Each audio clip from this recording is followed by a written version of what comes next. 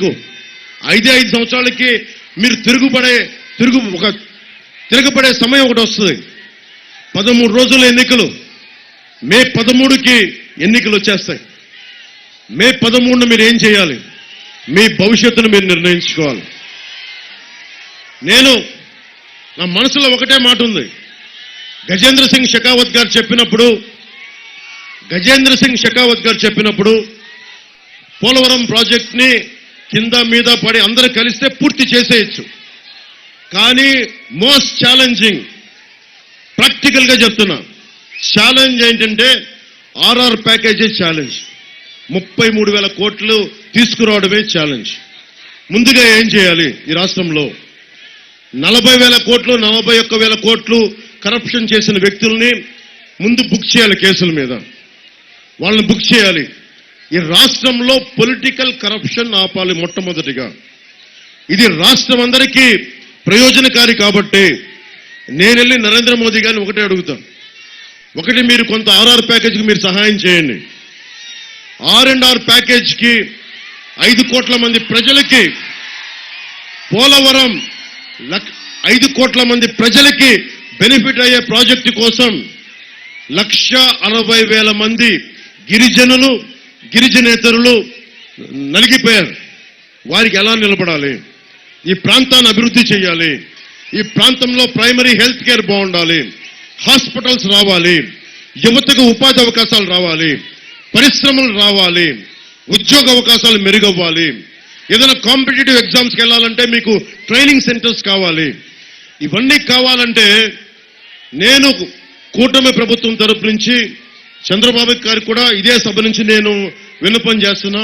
పుట్ట మహేష్ యాదవ్ గారిని కూడా, ఇక్కడున్న తెలుగుదేశం నాయకులందరికీ కూడా నేను తెలియజేసుకుంటా ఉన్నా. 5 కోట్ల మందికి ఉపయోగపడే ప్రాజెక్టు కాబట్టి మనందరి బాధ్యత 33,000 కోట్లని కేంద్రం కొంత సహాయం చేయమని చెప్దాం. నేను ప్రధానమంత్రి గారిని అభ్యర్థిస్తాను. నేను స్పెషల్ సెస్ పెట్టాలి.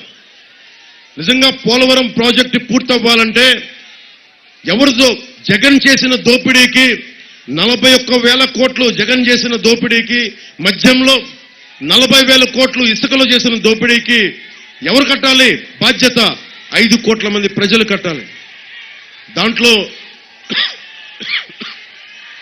ముందస్తుగా నేను చెప్తున్నాను, ప్రభుత్వం ఏ రోజున సరే, కూటమి ప్రభుత్వం రాగానే నేను, చంద్రబాబు గారు, కిరణ్ కుమార్ రెడ్డి గారు, మిగతా చాలా పెద్ద నాయకులు అందరూ ఉన్నారు. నేనైతే ఇంకా ఎమ్మెల్యేగా కూడా చేయని నాయకుడిని. మీ అందరి ఆశీస్సులు, మీకు దీవెన్లు, పిఠాపురం నుంచి భారీ మెజారిటీతో గెలవబోతా ఉన్నాం. పోలవరం గళ వినిపిస్తాం. పోలవరం కోసం నేను సభలో గొంతెత్తుతా. మన చిర్రి బాలరాజు గారు కాదంటారు, కరాడు రాంబాబు గారు, జనసేన బాలరాజు గారు అంటా ఉన్నారు. నేను ఇద్దరం కలిసి పుట్ట మహేష్ యాదవ్ గారు పార్లమెంట్లో మాట్లాడతారు. నేను మన అసెంబ్లీలో మాట్లాడతాం. 5 కోట్ల మంది ప్రజలకి ఒకటే విన్నవించుకుంటాం. కేంద్రంలో ప్రధానమంత్రి గారికి నేను విన్నవించుకుంటా వ్యక్తిగతంగా, పార్టీ పరంగా.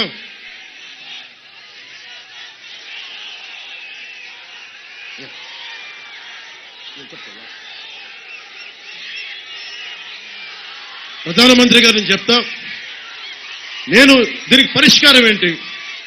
33,000 కోట్ల పైచిలకు R&R ప్యాకేజీకి పరిష్కారం ఏంటి? ప్రతి ఆంధ్రుడు ఈ బాధ్యత మొయ్యాలి, తప్పదు.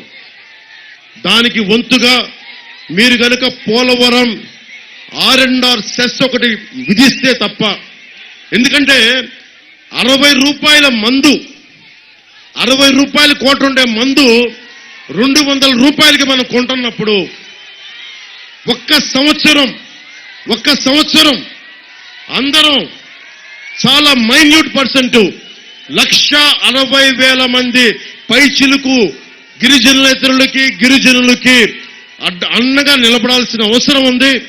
దానికోసం 5 కోట్ల మంది ఆంధ్రులు బాధ్యత తీసుకోవాలంటే ప్రభుత్వం, వైసీపీ ప్రభుత్వం చేసిన తప్పుకి అందరం బాధ్యత తీసుకోవాలి, తప్పదు.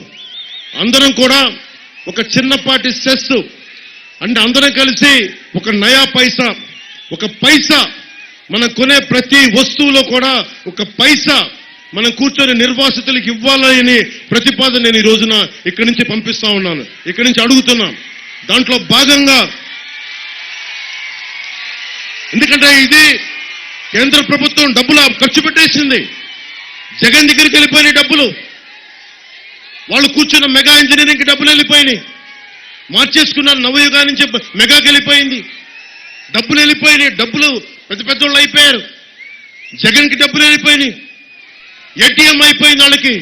కానీ నలిగిపోతుంది 1,60,000 మంది గిరిజన ప్రజలు, గిరిజనేతరులు. వీళ్ళ కోసం నిలబడాలి అంటే